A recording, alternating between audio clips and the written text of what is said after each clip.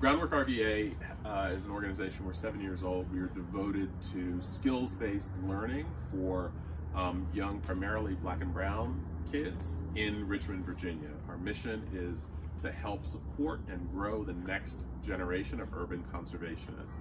This comes to fruition through two main programs. One is our Green Team, that is high school based, and our Green Workforce, which is post-high school opportunity youth. To our knowledge, we're one of the few folks in our region working with opportunity youth in the green and environmental space.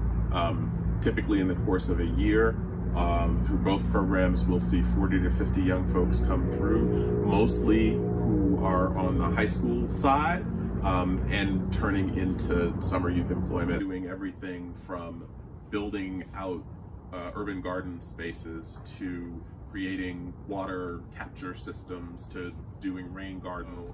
The projects that we work on with partners also provide opportunities for our young folks to step in and do either part or full-time work with them as they come out of our circle. So it's a terrific model, and it's been quite successful.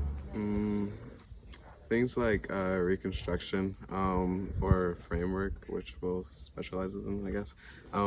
But just like general carpentry type of work, things that generally can get people employed or re-employed. But not only just like in the sense of just letting them like get a job, but like more so just like it's actual like real life skills where they can then go on to build whatever it is that they want to build for themselves. Like, you know, I didn't learn any of this like by myself. I learned all of this through groundwork and different things that I did. But that's something that I was lucky enough to be granted for me.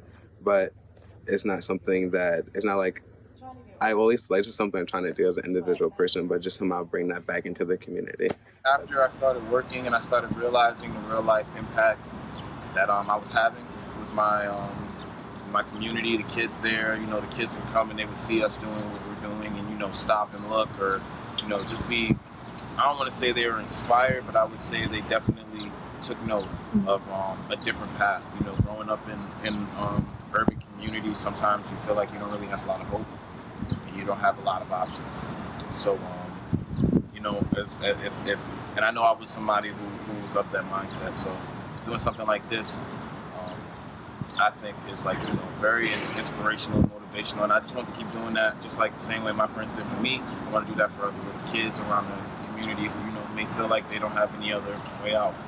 So this is the Hillside Community Garden, and this garden came through a collaboration with Deron, and through his lovely help, we were able to make this garden in hopes of supplying food that's not in this area, which we consider a food desert, which is considered a food desert, and that's this garden. The joy on somebody's face when you provide something out of a garden like this that half the time people don't even know they can do themselves is like heartwarming. To see people be like, oh, you can do that, and to spark them to want to do it in like their own beds and stuff is something that's really heartwarming, I think, and it feels really good.